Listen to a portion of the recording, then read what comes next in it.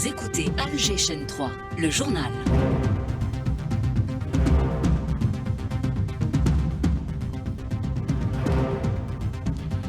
Bonjour Fatima, mesdames, messieurs, bonjour. Et au sommaire de la matinale de ce samedi 25 avril, chargé par le président de la République, Abdelmajid Tebboune, le chef de la diplomatie Ahmed Attaf est à Rome pour représenter l'Algérie aux funérailles du pape François, prévues ce samedi. Nous nous intéresserons à la volonté de l'État de réaliser un développement intégré dans le sud du pays à l'aune de la visite ce week-end du président de la République à Béchar. Nous restons dans la région, zoom ce matin sur l'effort de développement consenti dans la wilaya de Tindouf. L'opération est attendue par tous. La vente du cheptel importé pour les fêtes de l'Aïd al-Adha, 1 million de têtes, décision du président de la République. Entame de la vente à partir du 1er mai prochain à travers les 58 wilayas du pays. Nous nous intéresserons ce matin à la wilaya de Sougaras qui s'apprête à recevoir son quota. Réunion du Conseil de sécurité, une réunion avec comme ordre du jour situation en Syrie. Notre représentant permanent aux Nations Unies, l'ambassadeur Amar Bajama'a, indique que ce pays est à une étape charnière de son histoire. Et puis à Gaza, les exactions sionistes qui se poursuivent. Plus de 30 disparus après une frappe sioniste sur une maison. Le chef de l'UNRWA, quant à lui, dénonce une famine provoquée. Ses stocks sont épuisés. Il y aura également du sport football avec la suite de la 24e journée du championnat de Ligue 1 hier. Le Moudia d'Oran s'imposait 1-0 face à l'Olympique Akbou, alors que l'US Biskra s'enfonce après son nul en déplacement face à la Souchlef, 1 but partout. Mesdames, Messieurs, bonjour. Chargé par le président de la République, le chef de la diplomatie représente l'Algérie aux funérailles du pape François, prévu ce samedi sur la place Saint-Pierre au Vatican. Ahmed Attaf est arrivé hier à Rome. La participation du ministre d'État à ces funérailles témoigne des liens d'amitié solides qui unissent l'Algérie et le Vatican. Relations officialisées en 1972 et qui n'ont cessé de se renforcer dans le cadre de l'engagement des deux parties à promouvoir les valeurs de dialogue, d'entente, de coexistence et de respect mutuel. L'actualité marquée ce week-end par la visite du président de la République dans la wilaya de Béchar, couronnée par l'inauguration de nombreux projets structurants et stratégiques dans le domaine du rail, la ligne Abedla, Béchar, un rêve qui se réalise et qui s'inscrit dans le cadre du méga projet ferroviaire Béchar-Tindouf Garage Bilet, des réalisations et des projections, extensions de la ligne ferroviaire jusqu'à la wilaya d'Adrar et El Menia jusqu'à Tamnrasset. Il y a eu également la mise en service de la station de pompage Gatrani 2, l'un des plus grands projets inscrits dans le programme du président de la République pour le renforcement de la sécurité hydrique dans la wilaya, des projets stratégiques qui reflètent la volonté de l'État de réaliser un développement intégré dans le sud du pays. Justement, nous nous intéressons ce matin à la wilaya de Tindouf. Le programme de développement de la wilaya a vu le lancement de nouveaux projets pour l'amélioration du cadre de vie de la population locale. Des infrastructures routières, aéroportuaires et ferroviaires sont alors renforcées pour faciliter la mobilité des personnes et des biens tout en permettant une exploitation plus efficace des ressources naturelles locales. Sameh Allouna.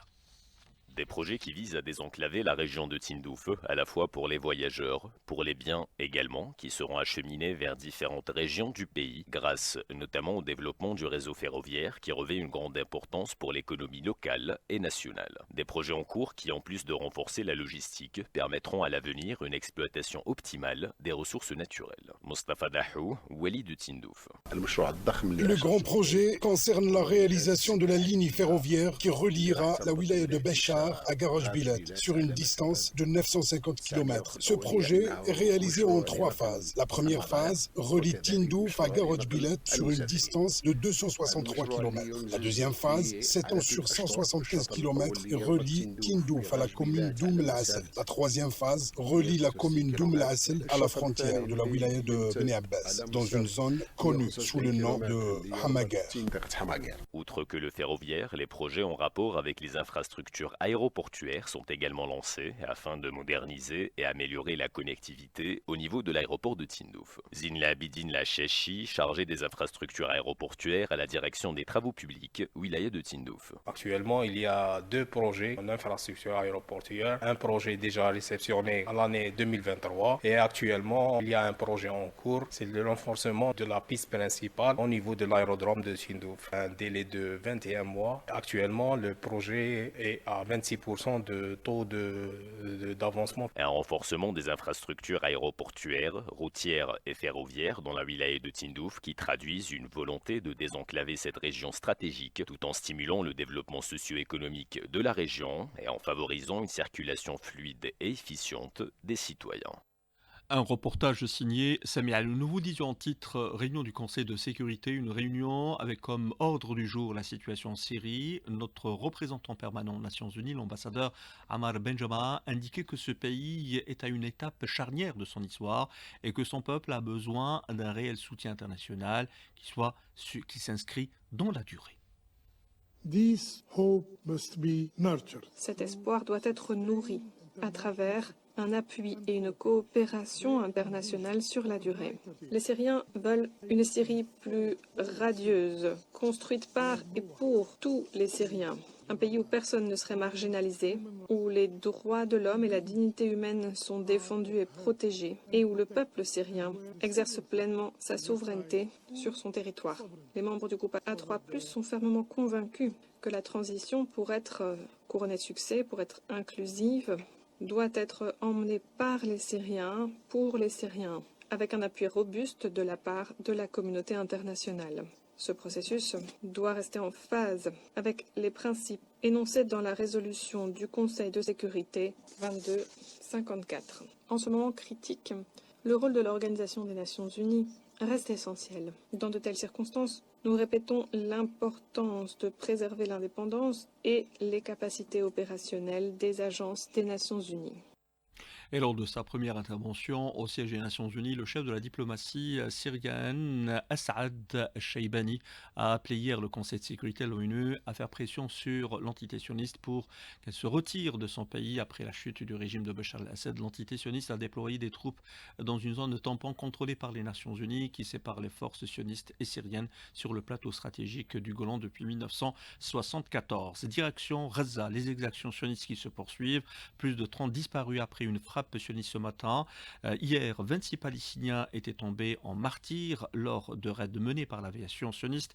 Le chef de l'UNRWA dénonce une famine provoquée. L'office est à court de stock. Silence en tue. François Burga, politologue, ancien directeur de recherche au CNRS et chercheur de renommée internationale, fait actuellement d'ailleurs l'objet de poursuites judiciaires en raison de ses postes où il a condamné l'agression sioniste en France. Toute voix qui s'élève contre le génocide perpétré par l'entité sioniste à Gaza est au silence. Persécution, arrestation, intimidation, les voix libres dérangent, nous dit François. Il a été contacté par Karima Hasnaoui.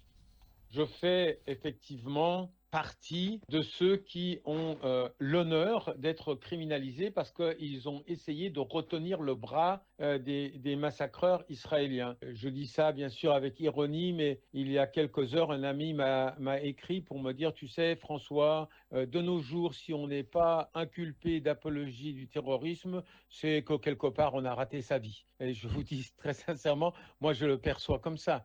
Je perçois comme un honneur d'être persécuté. Ce qu'il faut dire, c'est que de dizaines de Françaises et de Français qui ont subi un traitement encore plus violent que moi, c'est-à-dire qu'il y a pu y avoir perquisition, saisie des comptes, expulsion pour certains, sur la base de dossiers qui étaient beaucoup moins garnis, si tant est que mon dossier soit garni parce qu'il est vide, mais de dossiers qui étaient aussi vides que le mien. Voilà, c'était François Burga, politologue, ancien directeur de recherche au CNRS et chercheur de renommée internationale. Il a été contacté par Karima Hasnaoui dans le dossier ukrainien, la possibilité de négociation directe entre Moscou et Kiev, évoquée par Vladimir Poutine. Le président russe recevait hier au Kremlin l'émissaire américain Steve Witkoff, en dépit des pressions de Donald Trump. La Crimée appartient à l'Ukraine, affirme le président ukrainien. Et puis l'opération est attendue par tous. Nous vous disions en titre, il s'agit de la vente du cheptel importé pour les fêtes de l'Eid al-Adha. 1 million de têtes, c'est la décision prise par le président de la République. Son importation a déjà été entamée en attendant le début de l'opération de vente à partir du 1er mai prochain à travers les 58 wilayas du pays. Annonce faite avant-hier par le ministre de l'Agriculture. Nous nous nous intéressons ce matin à la wilaya de Sougharas qui s'apprête à recevoir son quota, nous dit notre correspondant permanent sur place, Sadr Boraoui.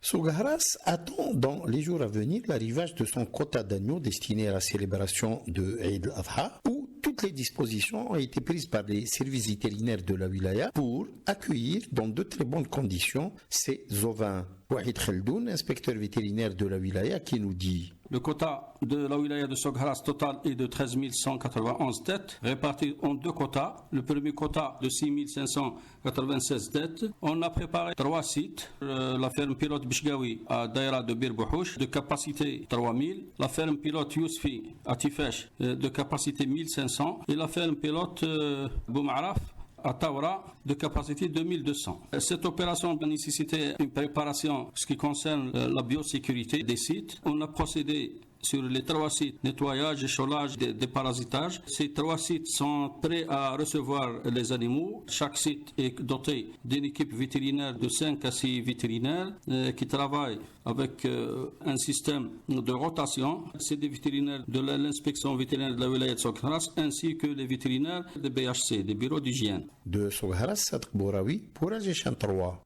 Et avant de passer à notre page culture, rappelons que la République démocratique du Congo et le Rwanda ont signé hier à Washington une déclaration de principe visant à restaurer la paix dans l'est de la République démocratique du Congo. La déclaration précise que la RDC et le Rwanda ont convenu de créer un avant-projet d'accord de paix d'ici le 2 mai prochain. Culture, nous célébrons la journée internationale de la propriété intellectuelle. Ces derniers jours, l'ONDA a multiplié les efforts, notamment en matière de numérisation, un défi à relever, nous dit Fatah Boumadi. Pour cette journée internationale de la propriété intellectuelle, l'ONDA a multiplié les mécanismes, les initiatives et les rencontres autour de la propriété intellectuelle et les droits d'auteur, comme le souligne Mehdi Delmi, directeur général adjoint de l'ONDA. Depuis 2 ans, nous œuvrons à l'élaboration d'une stratégie nationale de la propriété intellectuelle avec nos collègues de l'ENAPI, en concertation avec tous les secteurs. Nous avançons aussi sur la création d'une académie de la propriété intellectuelle. Nous avons lancé un incubateur dédié aux industries créatives. Et nous œuvrons dans tous les textes de loi qui sortent de manière à intégrer cette notion. Les artistes sont les premiers concernés et pour le chanteur Fianso, c'est le moment de se regrouper et de réfléchir à de nouvelles questions clés comme la numérisation. C'est important parce que c'est l'heure de s'organiser sur énormément de thématiques qui sont des nouveaux défis pour l'Algérie. Et puis il est important de se réunir, de se rassembler, notamment avec des partenaires africains et mutualiser nos forces pour pouvoir relever ces défis à l'avenir. Ce tournant numérique s'accompagne d'un bouillonnement entrepreneurial à l'image de la start-up EasyBroad fondée par Mohsen Haddad. Nous sommes fournisseurs de technologies pour faire des plateformes de streaming. Les applications de streaming, c'est nous qui les faisons, un peu à la Netflix par exemple.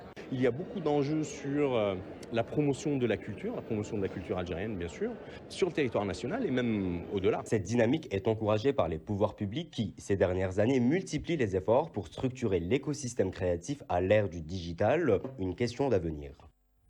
Et du sport pour terminer, de la gymnastique artistique avec 3 Algériens qualifiés pour la finale de la Coupe du Monde qui se déroule en Égypte. Il s'agit de la championne olympique Kaïlia Nemour, de Siham Hamidi et d'Edem Mourat. En football, suite de la 24e journée du championnat de Ligue 1, le Mondial d'Oran s'imposait hier 1-0 face à l'Olympique d'Arbo, alors que l'US Biskra s'enfonce après son nul en déplacement face à la Sochlev, 1 but partout. Tous les détails dans quelques instants dans Matin Sport, animé et présenté par Rustom Yahya Sherif. Tout de suite, les couleurs du ciel avec Fatima Sharef. Très bonne écoute.